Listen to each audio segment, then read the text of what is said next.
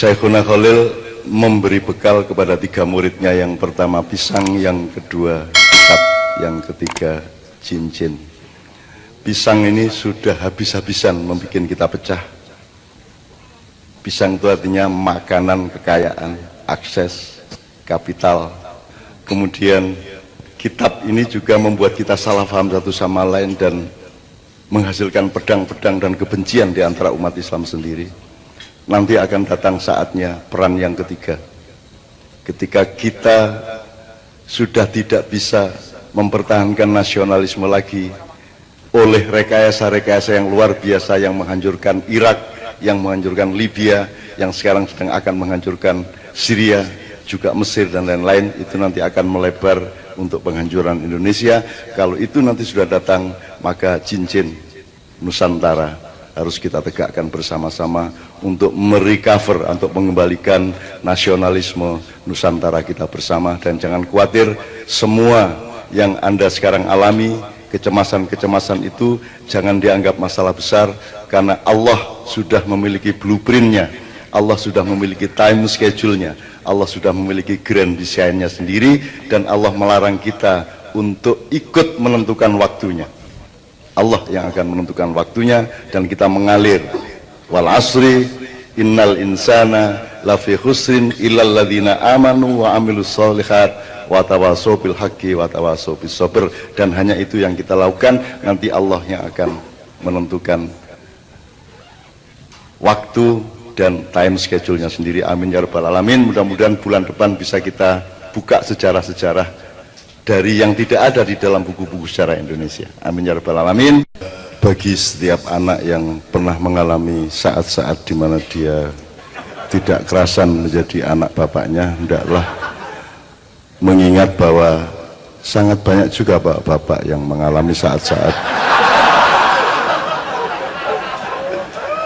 tidak kerasan menjadi bapak seorang anak, kan gitu kan, supaya ada kebenaran yang bunga tadi ya gitu. Yes, nyeneng kita nanti anak kayak ngono gitu. Oke teman-teman sekalian, gini aja, ini ngerusak pikiran terus kita berang situ ya. Nek kowe nang wong Islam ngomong assalamualaikum, terus nek nang wong liya ora entuk assalamualaikum, berarti gari kok walik ta assalamu. Jadi misalnya nek keselamatan waliane apa? Azab atau laknat gitu ya. Jadi nek kowe ketemu Mira, al-laknatu alaikum, bener ya? Al-azab alaikum gitu. Piye karepmu? Jadi apakah Anda jadi orang Islam itu terus kudu nyirakake wong sing dudu Islam ngono apa piye? Karena dulu ribet loh assalamualaikum itu. Ribut dulu, sama dengan Natal tahun ini ribut juga. Dan kita makin mundur, artinya makin tidak pakai logika. Bahkan saya bilang sudah sampai ke tingkat syahadat tadi. Apalagi sekarang orang Islam dengar Yesus benci Yesus. Piye to kok benci Yesus piye to kuwi? Kuwi nabi Isa, kuwi nabimu. Kuwi Puntadewa kuwi. Nek ning wayang kuwi Puntadewa. Berdarah putih dia. Kok gue benci Yesus sih karena piye? Gue kan caranya nyebut teman-teman Nasrani Yesus, gue emang caranya nyebut toh. Ya kayak Muhammad gini, nek menturun jauh ya Muhammad. Nang di Muhammad itu rek, ngono kan. Kalau di Rusia Magomed. Ada seorang pemain, ada petarung MMA namanya Magomed Rasulullah. Lo jenenge kuwi Magomed, itu deloken ranking dia di kelas berat ringan ya, light heavyweight ya. Jadi juaranya John Jones, terus nanti peringkat pertamanya itu sekarang siapa ya, Johnny siapa gitu bawahnya, terus peringkat kedua Lyoto Machida, peringkat dan seterusnya lah ya. Ada yang namanya Magomed Rasulullah lah, sing bener iki Muhammad Mahmed. Nek wong Norwegia ya Mehmet. Ana di Menturo Mehmet iku jenenge nek petik ngene iki Mehmet. Lah ya sing bener sing di artinya kita tuh mbok jangan terlalu kerasan untuk sempit gitu loh mbok. Ya kaya anu lah, kalau teori maknya sederhana kok. Jago keluruk gitu loh, sing bener sing di iki ya. Sing bener ya PTE. Mongko PTE dhewe ora ngerti bener. Ngeluh aku iki. Kowe jadi ini, wah ini Sri Sultan menghayati jadi tukang becak misalnya. Untuk kampanye mantan pangap Wiranto menghayati kehidupan tukang becak, njur pakaian elek diiring njur becak. Ya kan? Tidak akan bisa dia menghayati tukang becak. Wong dhek piye-piye dudu tukang becak. Dhek ora gelisah untuk duit apa ora kan gitu. Ya menggenjot, pengalaman genjot kuwi tok karo nyekel setange ning ora iso dadi tukang becak. Jadi saya kira hidup itu begitu indahnya, begitu luasnya, sehingga kita itu harus terhibur oleh kehidupan yang begitu luas, bukan malah bertengkar satu sama lain gitu ya teman-teman sekalian ya. Termasuk Hindu, Buddha segala macam diapresiat aja lah. Itu kan proses evolusi pengetahuan manusia mengenai spiritualitas. Semuanya itu proses dan kita apresiat. Sama dengan ono sing tingkate Lumia piro kae. Sing kamerane apik banget apa iPhone 6 Plus itu. Kamerane apik banget. Dengan iOS 82 saiki, 812. Wah. Terus ada aplikasi-aplikasi yang lebih mencanggihkan. Ini ya padha wae kuwi karo kamera elek ya padha kuwi ya kembange ya kuwi mah. Gitu loh. Arep leto, arep loteng apa terlalu noe padha wae ya ming bocah ya kuwi. Tidak penting sebutannya apa kan begitu. Gitu ya teman sekalian ya. Oke. Waktu kita tidak memungkinkan untuk lebih mendalam lagi, tapi pokoknya intinya saya minta maaf kepada semua yang mendengar sekarang maupun kepada yang mendengar melalui ADTV dan melalui yang lain-lain. Ini pengajian kita, forum kita ini benar-benar mencari yang benar, yang baik, yang mulia, dan masing-masing mencari dan tidak ada klaim satu sama lain, karena sertifikasi benar, baik, dan mulia itu betul-betul 100% milik Allah Subhanahu wa Ta'ala. Kan begitu. Jadi kuncinya satu kok, Anda mendekat ke Allah apa tidak. Seluruh pembicaraan kita ini kalau membuat kita mendekat ke Allah itu baik, itu aja. Kalau itu membuat kita menjauh dari Allah berarti jelek. Ngaji yo ini nek marake wong ngados kok Gusti Allah, jadi kui ya jadi efektivitasnya jadi tidak baik kan gitu kan. Mbuh ngajine murgo piye.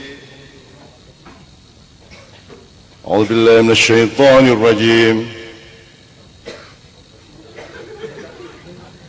Bismillahirrahmanirrahim.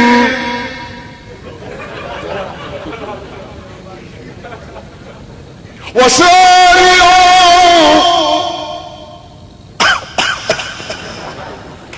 Ya jadi wis tahu kebenaran ki begitu luasnya, dan karena begitu luasnya maka begitu indahnya. Mari kita nikmati. Sudah pasti berbeda, jangankan engkau dengan orang lain, engkau dengan dirimu semenit yang lalu berbeda ya sip ya. Beda toh. Janjane kuwi ya ora njur ora kerasan dimno ya kerasan kuwi jane. Ning nikmat untuk ngomong tidak kerasan kan gitu. Kan gunanya sekolah kan ben iso bolos. Ya dah, jane kowe iki ya kerasan. Kowe istimewa banget kok wong ya. Jane ya kerasan. Lek gedep-gedep iki saking ora kuwate menahan kenikmatan kuwi. Ora kok dhek menyesal ngono, njur muda ya ora. Dia nikmat. Tapi hidup itu kan tidak semantik, tidak kognitif, tidak hanya itu gitu. Kadang-kadang yang kita ungkapkan itu tidak bermakna persis seperti kalimat yang kita ucapkan gitu ya, dalam puisi kan begitu. Aku ini binatang jalang, orang juraku iki kewan ora. Edan wae. Itu ada pernah lukisan puisinya Khairil itu tentang wanita, dilukis persis seperti kata-katanya. Dia elek banget ya.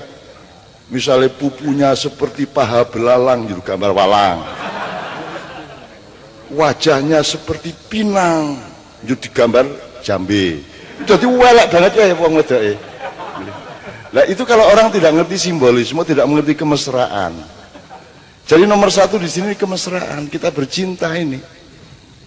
Dan Allah sangat hadir, aja ngarani kene tekake Gusti Allah rene. Gusti Allah iki mau manggil tenang karo kowe. Ora ngajar rumangsa aku ora teko apa piye. Ge apa ana nggon sing ora ana aku ngono dhek. Apa ada tempat di mana aku tidak ada di situ? Oh, ngono Gusti Allah mau meh nesu mau. Sabar ngono aku. Jan rada edan.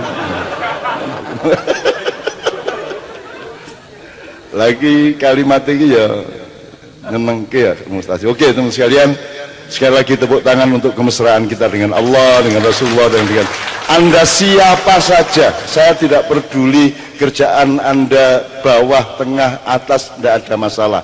Anda dari manapun asalnya, apapun agama Anda, saya tidak ada masalah. Saya tahunya adalah output kita menggembirakan orang lain secara baik dan akhlakul karimah yang bermanfaat. Ini ya, kira. Sekarang kita masuk ke puncak, salah satu puncak acara sebelum.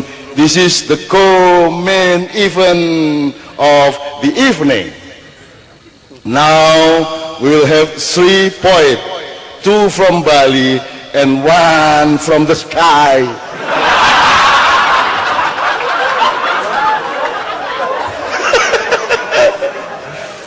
From the sky ya Mustafa.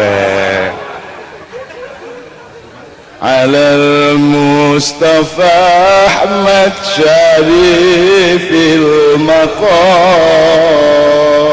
Ning rasa dieling-eling raine. Ku ndak ora penak selawatane asming kaya ngono. Ya Allah, indahnya ya Allah. Yang tidak indah pun indah ya Allah. Itulah ciptaanmu. Betul enggak?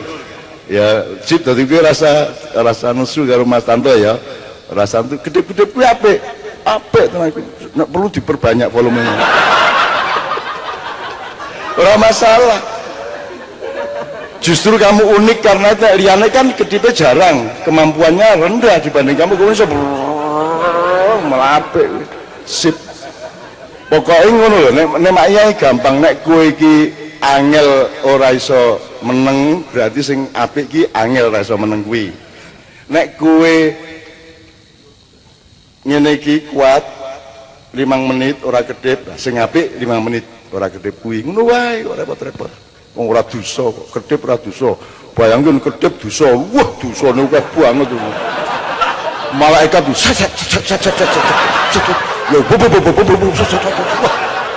wah, akhirnya malaikat asisten nyatet. Jadi ra masalah, kedip-kedip ra masalah. Repot kedip ora entuk. Ora ana hadise, ora ana dalile, ada apa? Ndak ada. Bagus to malahan. Oke, silakan ditingkatkan kedipannya. Oke. Jadi saya kira kita perlu mempelajari terus di rumah masing-masing, di pergaulan dan komunitas masing-masing, bahwa rahmatan lil alamin itu adalah satu sikap dasar, satu mindset bahwa orang Islam itu mengharapkan, mengupayakan, mendoakan agar semua di alam semesta ini mendapatkan ridho Allah, perkenan Allah, rizki Allah, rahmat Allah. Kan begitu? Jadi kalau saya tidak mengharapkan seseorang mendapatkan rahmat Allah, berarti saya bukan muslim. Kira-kira begitu kan kalau Islam itu rahmatan lil alamin. Jadi kalau saya mengutuk Anda, itu terus saya bilang Anda masuk neraka, dan saya gembira dengan pengetahuan bahwa Anda masuk neraka, berarti saya bukan penggiat rahmatan lil alamin, kan gitu kira-kira ya. Nah, tapi saya nggak menuduh juga, karena saya tidak ada ragu-ragu sedikit sama Islam. Gila apa? Cuman saya tidak yakin sama apakah saya ini sudah memenuhi Islam itu loh. Jadi bukan Islamnya yang saya ragukan, sayanya.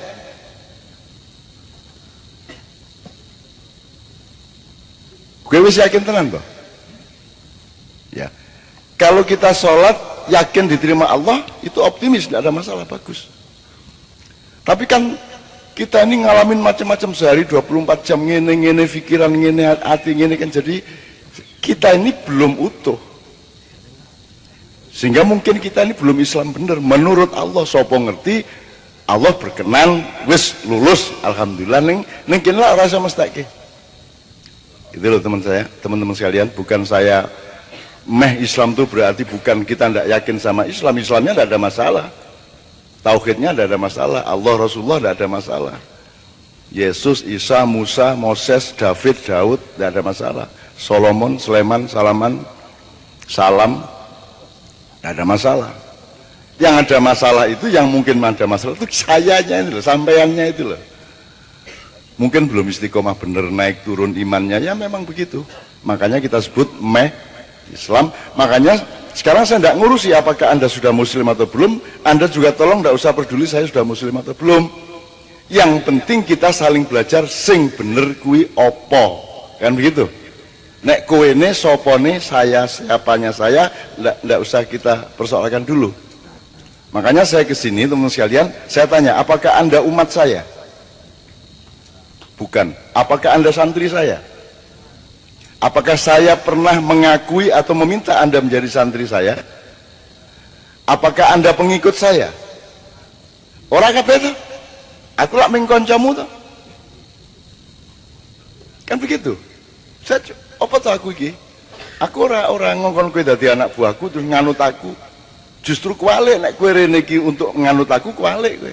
Wong aku iki gelem rene iki ben kowe nganut Kanjeng Nabi kan ngono. Aku nek kowe manute aku Kanjeng Nabi kok liwat nang ngarepku terus nyindir. Pengikute oke ya, ngono aja lah, mujarno aku. Kan gitu. Kan saya kesini ini untuk supaya Anda itu ngikut Rasulullah, bukan supaya Anda ngikut saya. Sebab saya juga pengikut Rasulullah. Gitu loh. Nah saya belum paham, saya belum tahu ilmunya. Pak Muzamil yang tahu Rasulullah itu Syiah apa Sunni saya belum tahu. Sudah sih sebenarnya saya tegaskan sudah, tapi itu pribadi gitu loh. Apakah Rasulullah itu anggota MTA saya tidak tahu. Apakah Rasulullah itu cocoknya sama Mu'tazilah apa Khawarij apa segala macam saya nggak tahu. Jadi saya jangan ditanya soal Sunni Syiah aslinya. Saya tahunya itu ngikut Rasulullah dengan seluruh keindahan dan rahmat yang dipantulkan dari Allah Subhanahu wa taala. Ngono ya, Rek ya, kira-kira ya. Mudah-mudahan tidak membuat siapa-siapa marah ya. Jangan ada yang marah kalau bisa ya. Sebab saya tidak mau bermusuhan loh sama siapa saja loh. Saya tidak punya kemampuan bermusuhan. Sebab bermusuhan itu urusannya tidak mulut, urusannya tidak tembak, tidak peluru, urusannya itu mati atau hidup. Ini ada musuhan. Nek musuhan iki aja cangkem-cangkem, aja Facebook, Twitter, kuwi ora musuhan jenenge kuwi rasan-rasanan, cacat-cacatan. Nek musuhan iki ya mati apa urip. Sing mati kowe apa aku? Kuwi musuhan. Ngono lho, Rek. Mulane aku mau musuhan lho nganti saiki. Moh sama sekali. Aja dipaksa lho aku. Sebab kalau dipaksa menjadi berhak kita. Dan saya tidak mau memiliki hak untuk membunuh orang, saya tidak mau. Jadi jangan saya diberi hak untuk membunuh orang. Oh, kira-kira wah iki nek tak terus ke isi sih. Monggo sumu ya guys, piye. Oke, teman sekalian, bismillah satu selawat untuk terakhir ya. Nanti setelah itu dipimpin doa oleh Rasulullah ya Allah. Mungkin benar loh. Mungkin Rasulullah meminjam lidahnya Pak Muzamil, bisa toh? Apa Rasulullah tidak hadir di sini? Ya hadirlah. Bentuk hadirnya bagaimana, menurut Einstein bagaimana, menurut Muzamil bagaimana, menurut Muhtasib bagaimana, berbeda-beda, tapi semua benar bahwa Rasulullah hadir. Masa Rasulullah hadir? Ya Mas Bobit. Maka Dondomono Cilumatono, terus kita jahit, kita utuhkan kembali. Nah, Indonesia ini sekarang seperti kata Pak Muzamil, bahkan kita itu nyuwek-nyuwek. Sewek ya aja diwek-wek dewe saiki. Tidak usah saya perpanjang, tapi seperti itulah. Nah, jadi teman-teman sekalian, supaya jelas kenapa kok kita ini bunuh diri. Anda lihat nanti ada reshuffle kabinet, durung apa-apa saiki sekali diganti meneh. Keraton Jogja juga sedang kacau balau. Boleh tak ceritain dikit ya, daripada Anda, supaya Anda tidak salah paham mendengar berita. Gak apa-apa ya, Silali gak bisa mulai ya. Gini, tak ceritani soal Jogja, gak ngerasani keraton Jogja, tapi cek ya awakmu gak mubadir moco tanpa pemahaman. Udah, gini, jadi sultan yang terakhir ini Hamengkubuwono X itu gak duwe anak lanang. Gitu ya. Maka beliau berusaha dengan segala macam cara agar supaya anak wedok iso ngganteni dhek dadi raja. Ceritane ngono lah. Saya tidak usah memberi setting kepada Anda. Aslinya jane raja yang garis nasabnya itu pokok itu Pangeran Diponegoro.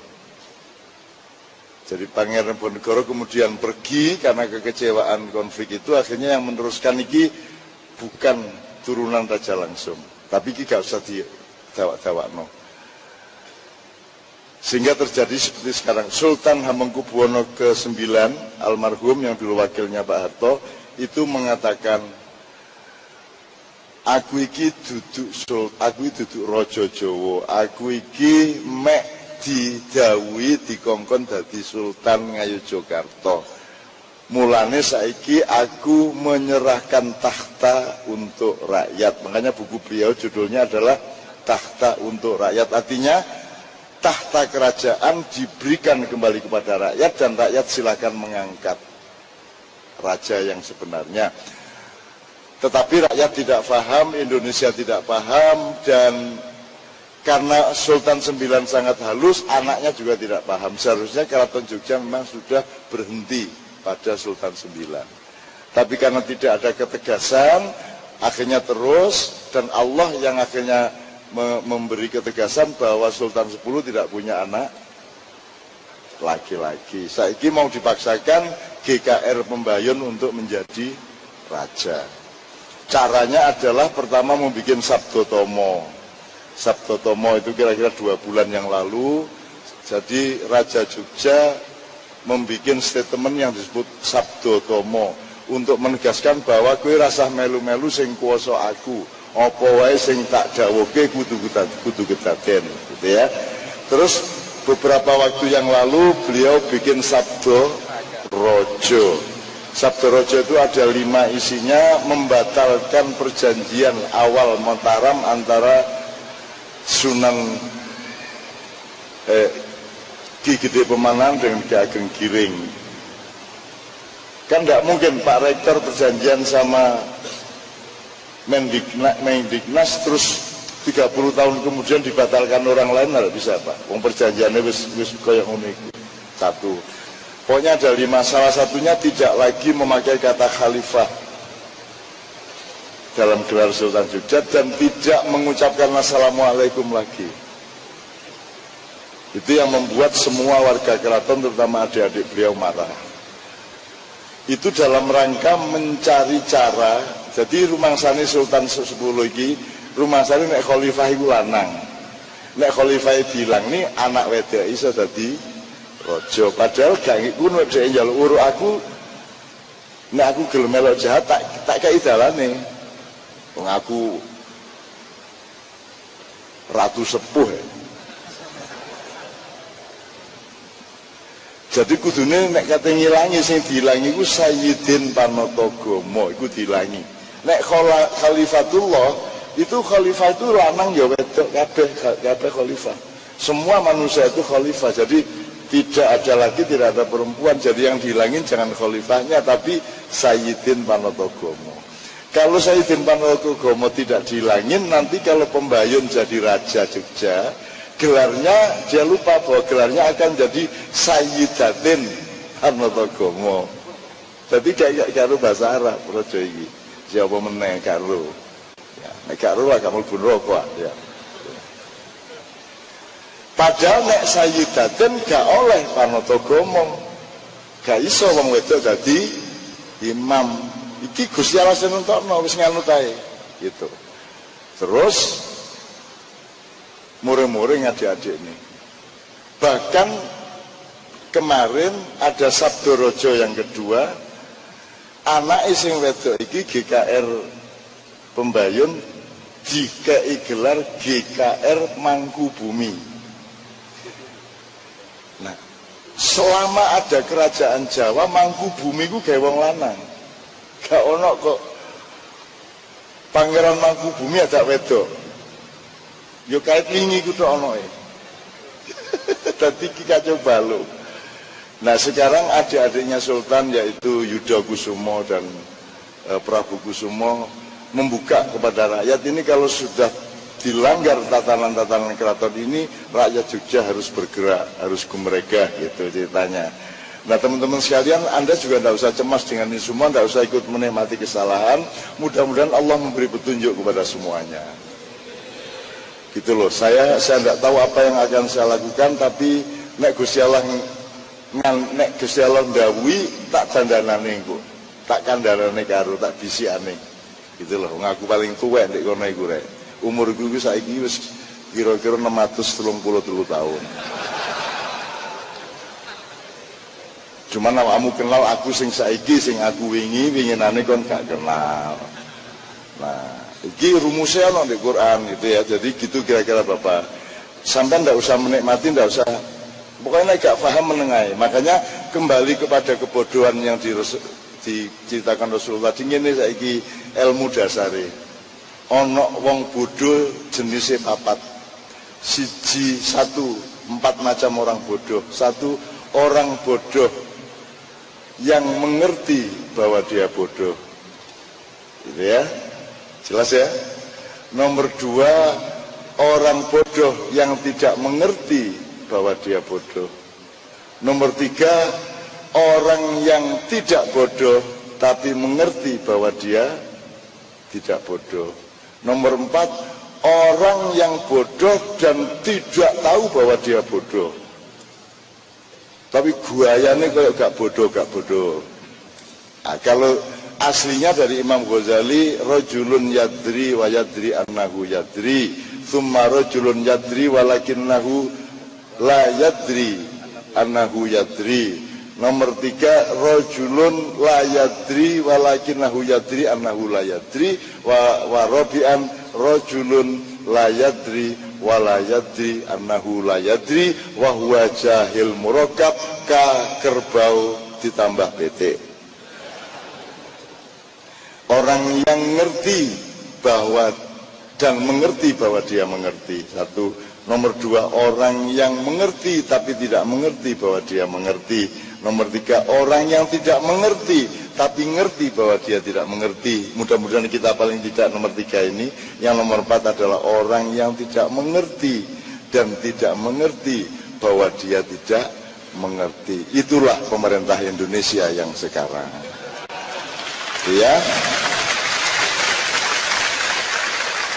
Jadi kalau Pak SBY itu ragu-ragu, minimum dia tahu apa yang diragukan. Nah yang sekarang ini ragu ya gak ro, gak ragu ya gak ro. Nah, ini ya Rek ya. Bismillahirrahmanirrahim. Iki udan membantu kita untuk memperpanjang pelampiasan kerinduan kita ini. Tadi yang pertanyaannya Dadang mengenai MK, tadi saya tuh ya setengahnya dipaksa-paksa sama teman saya Pak Mahfud MD itu supaya saya ikut menjadi dihadirkan sebagai ahli sama Ulil sama Romo Muji. Intinya pokoknya undang-undang tahun 59 ya 65 itu teman-teman dari Komnas HAM, dari bermacam-macam termasuk Gus Dur, Mas Dawa Meraharjo dan sebagainya itu mempertimbangkan itu perlu dicabut karena akan bisa menimbulkan subjektivisme politik sehingga merugikan kelompok-kelompok tertentu kan gitu dan seterusnya lah. Nah tadi datang semuanya, yang aktivis-aktivis liberal sama yang disebut radikal-radikal kan gitu, datang semuanya. Nah Ulil memberi saran ini harus dicabut. Itu Pak Romo Muji juga dicabut, saya ndak usah dicabut. Saya kalau mau suruh nyabutin ndak mau, ketanggungan. Nek anjane dicabut, NKRI dicabut lagi. Itu demi Allah saya ya NKRI dicabut. sudah tidak legitimate ini negara. 80% kekayaan kita sudah bukan punya kita, jadi tidak sah ini negara ini. Gitu loh. Jadi kalau mau nyabut, untuk apa nyabut cacing-cacing kecil seperti ini? Cabut mesin NKRI, kita bikin sesuatu yang baru, kita ambil tuh Freeport, kita kuasai kembali yang lainnya, kita lawan itu Amerika. Kita tunggu apa yang terjadi pada Obama di Bali nanti. Mossad sudah beredar di sana sekarang. Terus mohon maaf, Bapak Ketua Mahkamah Konstitusi, ada pidato kenegaraan sedikit, saya bilang gitu. Pokoknya tadi Mahkamah Konstitusi tidak jadi sidang hukum, tapi jadi maiyah.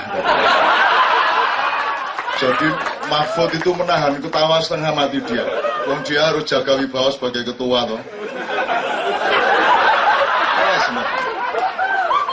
Demi Allah saya tidak datang ke sini kalau tidak karena sahabat saya orang Madura ini. Saya bilang gitu, kalau sama Madura saya tidak berani apa-apa. Pokoknya tak godain semuanya. Dan saya tidak mencabut. Saya pikir mesti marah nih teman-teman dari YLBHI segala, mesti marah. Enggak itu. Pak Mahfud tidak usah dicabut. Sebab kalau ini dibiarkan akan menciptakan kecemasan banyak pihak.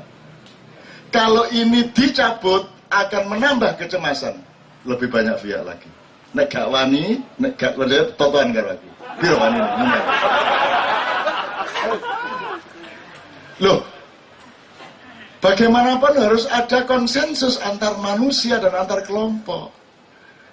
Aturan itu kalau bisa lahirnya seperti Piagam Madinah, lahir dari kelompok-kelompok itu berdiskusi terus-menerus. Kalau bisa lahirnya jangan dari DPR, lahirnya jangan dari dari parlemen, lahirnya dari warga kalau bisa.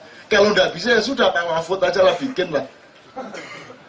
Jadi bikin yang baru, yang bagus, yang dewasa, yang bisa menampung aspirasi semuanya, baru ini dicabut, terus dikasih yang baru, ya bilang gitu. Itu tadi ceritanya. Sebab apa? Mohon maaf tadi saya terpaksa agak jadi ustadz sedikit. Di dalam Al-Quran Anda sudah tahu ada 5 macam kebaikan. Satu khair, itu kebaikan universal yang bersifat cair. Yang kedua ma'ruf, kebaikan yang sudah disimulasikan dan didiskusikan untuk menjadi norma hukum. Itu namanya ma'ruf. Jadi KUHP itu ma'ruf. Jadi tugas ulama bukan amar ma'ruf nahi mungkar. Karena amar ma'ruf itu tugas pemerintah, tugas umara. Nahi mungkar tugas semuanya. Kalau tugas ulama adalah dakwah khair. Kalau mau pakai epistemologi Al-Quran, menurut saya seperti itu. Meskipun menurut orang lain boleh tidak seperti itu. Terus ada kebaikan yang namanya bir. Al-birru manittaqo. Predikatnya jadi mabrur, jadi dari kata bir menjadi mabrur. Nah, mabrur ini satu kebaikan yang sifatnya linking up vertikal, dicapai secara spiritual oleh setiap orang, sehingga yang mendapatkan gelar mabrur hanya haji. Tidak ada ketua Mahkamah Konstitusi mabrur, tidak ada. Presiden mabrur tidak ada, pedagang mabrur tidak ada, kiai mabrur tidak ada. Yang ada haji mabrur, karena dia spesial. Terus ada lagi kebaikan yang namanya ihsan. Ihsan itu kebaikan yang tidak boleh dijadikan aturan. Kebaikan yang harus lahir dari nurani dan tasamuh atau toleransi setiap orang. Ada orang tidak makan, Anda tidak wajib memberi dia makan menurut hukum negara, tapi Anda mau memberinya makan, berarti Anda punya ihsan. Kan begitu? Anda tidak harus membayar apa-apa, tapi Anda mau membayar untuk kemaslahatan, maka Anda punya ihsan. Nah, ihsan ini lahir dari kesadaran spiritual dan moral dari setiap orang. Nah, yang kelima, soleh. Soleh itu juga baik. Soleh adalah kebaikan yang sudah dihitung seluruh kemungkinan sosial dan dialektikanya, sehingga ketika sebuah peraturan diterapkan, dia sudah sangat minimal mudorotnya. Semakin besar mudorotnya, semakin rendah kesolehannya. Semakin kecil mudorotnya, semakin tinggi kesolehannya. Kalau masih ada orang yang merasa terancam, berarti belum soleh.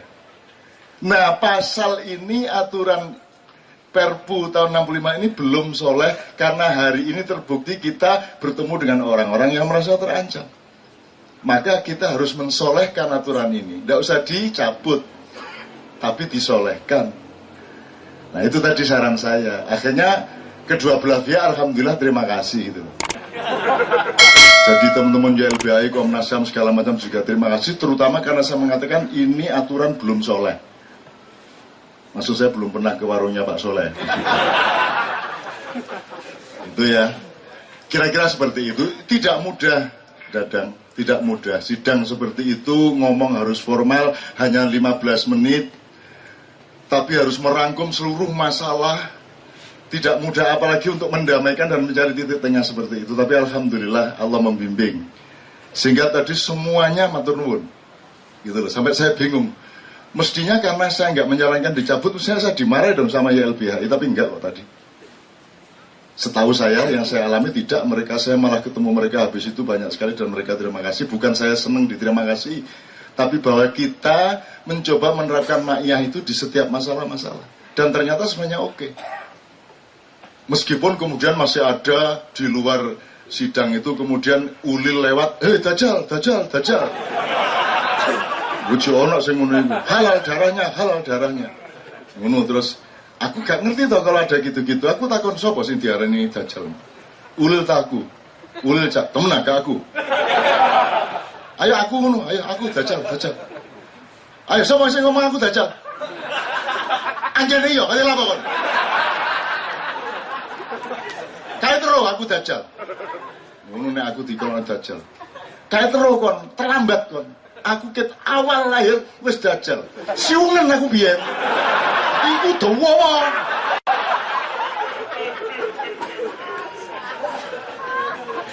Jadi kalau saya dikafirkan orang, saya berterima kasih. Itu sama dengan saya memang belum pantas jadi sarjana, saya tidak diberi sertifikat sarjana, maka saya perlu belajar kembali supaya saya bisa jadi sarjana. Kalau saya masih disebut kafir, berarti saya masih belum lulus keislaman saya, maka saya akan lebih mengintensifkan Islam saya. Jadi saya terima kasih kepada yang mengkafirkan saya, kan begitu.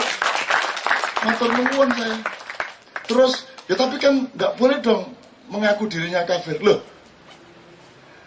di mana-mana orang cantik itu nggak pernah saya cantik loh. Nggak ono. Iku jenenge kemayu. Orang ganteng bagus, aku bagus loh. Ora ono aku gemagus. Gitu. Ada orang sorry ya jangan marah, aku iki wong soleh loh.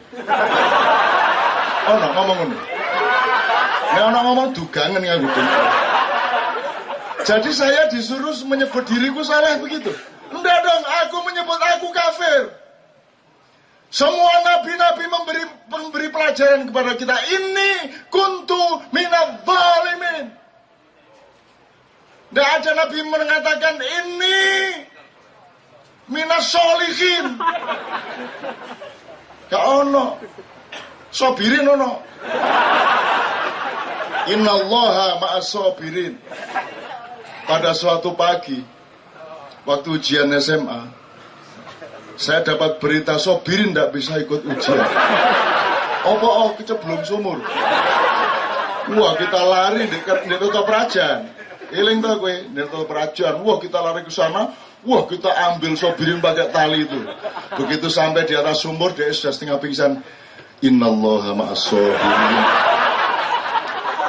Tuhan benar-benar bersama sobirin.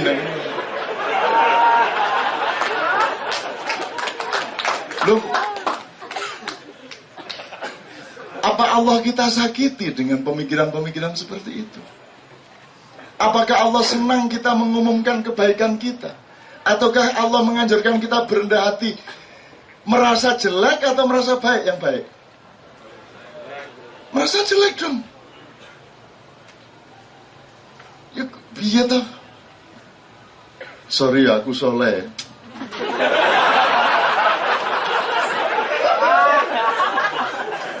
Kemetak kayak menurut nggak bisa dong gitu loh. Oke, nah, jadi kira-kira gitu Mas Dadang tadi ya. Oke, sekarang kita cicil nanti kita bisa kembangkan mengenai kesabaran, tapi saya cicil yang tadi belum saya jawab soal maaf tadi Mas ya. Itu Allah luar biasa loh Mas. Soal memaafkan tadi loh. Rumusnya itu bukan Allah memaafkan, kalau Allah memaafkan maka manusia memaafkan, bukan.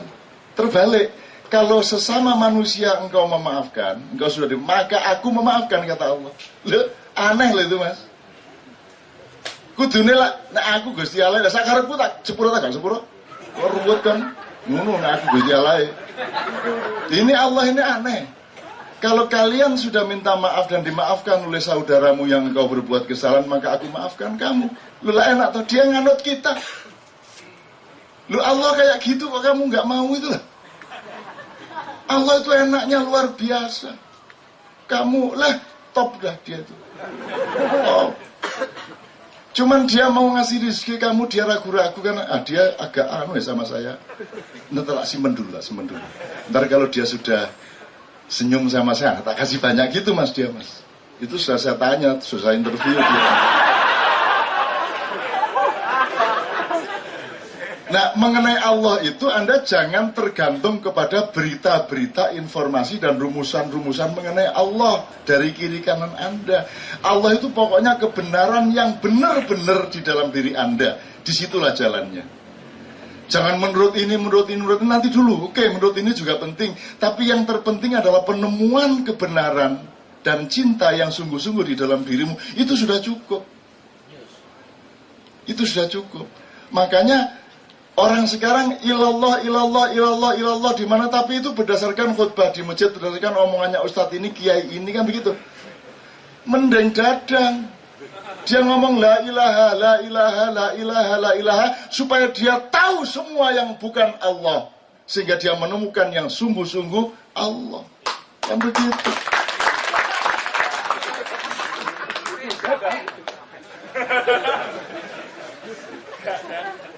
Untuk referensi, Sokeh itu nama seorang kiai, itu gurunya Mbahnya Gus Dur. Mbahnya Gus Dur itu Hadratus Syekh Hasyim Asy'ari, itu punya kiai namanya Kiai Sokeh di Tambak Beras, jenenge pesantren Selawe.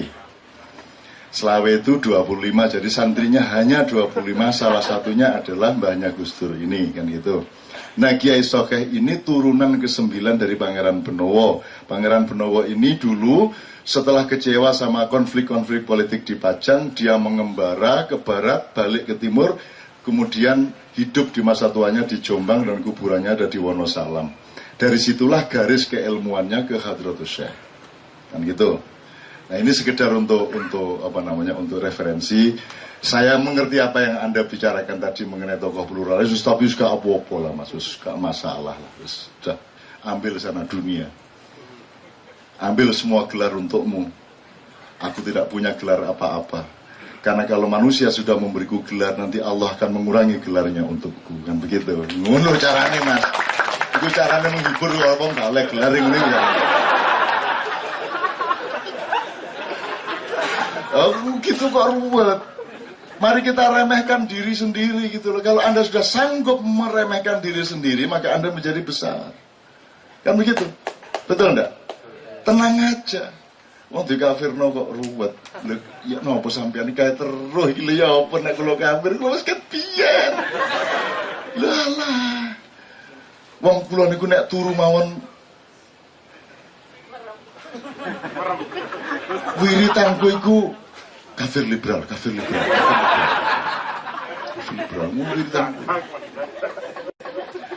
Teman-teman sekalian, saya mencintai semua teman-teman itu, jangan lupa. Dan saya sangat senang kalau semua teman-teman itu datang ke sini. Dan tidak akan kita hina siapapun di sini, betul enggak? Kita akan pahami mereka, kita akan apresiasi mereka. Kita tidak tanya, kamu sudah sholat belum enggak? Kita paling tanya, sudah minum belum? Betul nggak? Itu nanyanya. Saya kalau sudah dulu, dalaman saya muda, depan karo panitia model Cina di Jawa Timur, panitia ini, cak wis mangan, cak. Begitu datang turun bis, wis mangan. Ayo, ndelok rawon tak pecel. Itu Jawa Timur. Tapi tenang Bogor, Bandung, sudah sholat, cak. Jadi aku mulai sing metu kene duduk barang api. Jancuk dungo dungo. Padahal sembayang barang. Gitu ngoten. Nah aku takkan wis mangancak dalam keadaan kita lapar haus, ditanya makan, maka kita harus bersyukur pada Allah, terus si aku tak sembahyang. Gitu ta? Tapi nek teko dok tidak wis sembahyang. Diancuk gak ngekeki ngombe. Nagih sembahyang. Kon niku apane Gusti Allah ponakane ta kok. Ngono lho nek dia. Mbok percaya sama orang lain, mbok percaya bahwa Anda itu akan sholat, itu kan Anda sudah dewasa, kita semua sudah dewasa, itu urusan Anda sama Allah, maksudnya tidak Anda jalankan, mbok kita saling percaya, tidak usah kita ikut nagih gitu loh. Betul enggak? Tidak usah ikut nagih, saya percaya sama Anda. Kalau dasarnya menyebarkan Islam adalah ketidakpercayaan kepada orang lain, bukan Islam yang kita sebarkan. Kan gitu. Dan Islam itu bukan lembaga. Tidak ada organisasi Islam. Islam itu rohani. Lembaganya NU, Muhammadiyah, PKS, itu lembaganya. Islamnya tidak ada kok. Organisasi Islam, tidak ada. Oh, partai politik ya.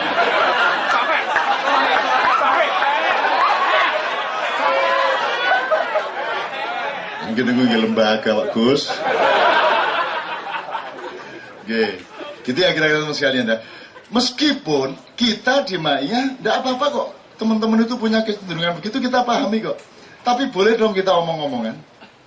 Yuk kita berdialog dong. Dan sama-sama cari kebenaran. Bukan cari pembenaran atas dirimu sendiri toh. Kamu jangan ajak saya berdebat. Saya tidak akan mau. Karena saya kasihan. Saya tadi bilang sama Romo Muji, ini semua orang ribut Romo Muji, Islam Kristen gini-gini. Saya ini Mahkamah Konstitusi loh, ini asli loh ya. Romo, sampean ini jadi orang Katolik itu kan karena menurut sampean Islam salah tuh. Iya toh? Ngaku. Mesem deh. Bagi sampean Islam salah tuh dan bukan agama tuh, yang agama itu ya Katolik. Ngaku aja, enggak apa-apa. Kita biasakan dialog seperti ini.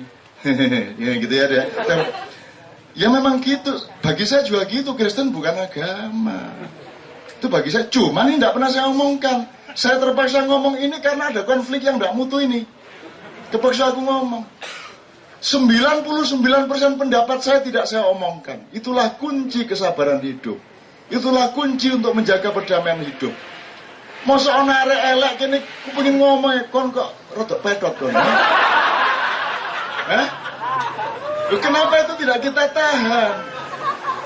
Semakin Anda bersabar, semakin Anda menciptakan kemaslahatan, kan begitu. Gimana sih? Masa semua pendapat kita omongkan?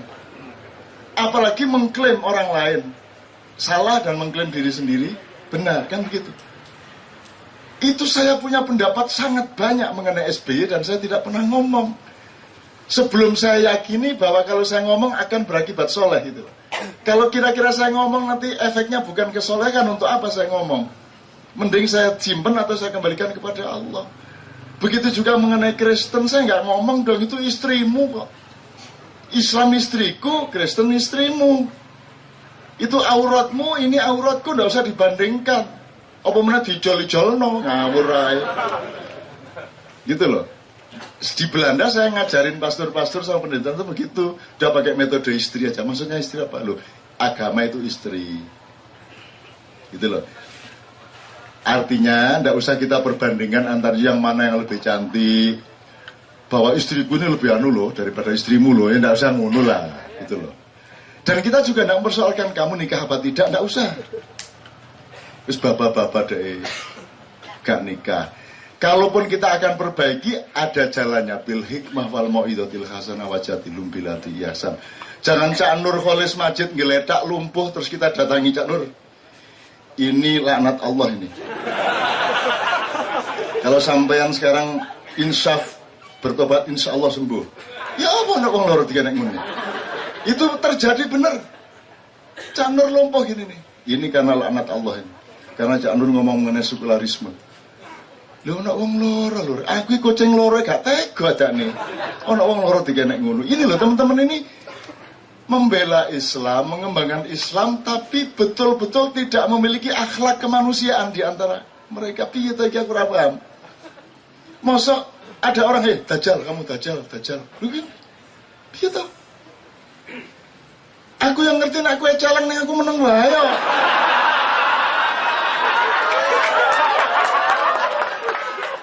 Kan begitu. Tadi saya ngomong sepak bola itu kan ngomong hukum. Awal mulanya sepak bola itu bukan hukum offset, bukan aturan corner ball, handsball, enggak. Yang pertama ada di sepak bola itu adalah kepandaian menendang bola, kepandaian goreng bola, kepandaian oper-operan sampai menciptakan gol. Nah setelah ada gejala iki ono pemain situ kok ndodok nek ngarepe gawang lawan.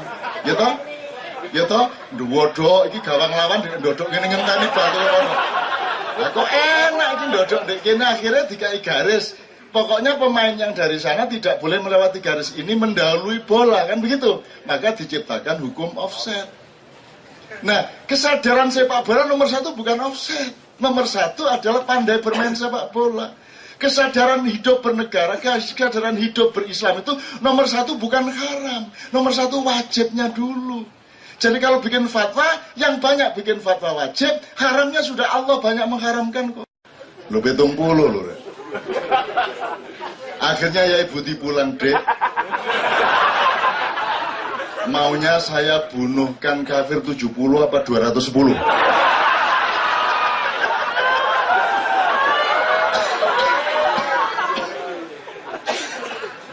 Itu teman-teman sekalian. Jadi pokoknya intinya kesabaran itu bisa dihubungkan dengan bermacam-macam lah. Dan piye itu ya. Allah saja mau sabar kok. Wong Allah itu kan tidak punya kewajiban untuk sabar. Kalau kita mau tidak mau harus sabar. Anda mau ngamen umpamanya itu bisa menentukan sehari dapat berapa. Satu-satunya yang bisa kita bawa adalah kesabaran. Melihat Indonesia kayak gini ini apa bekal utama kita? Kesabaran. Dan Anda sudah sabar. Anda cuman saya latih sabar, jalan tidak jelas 10 tahun gini terus.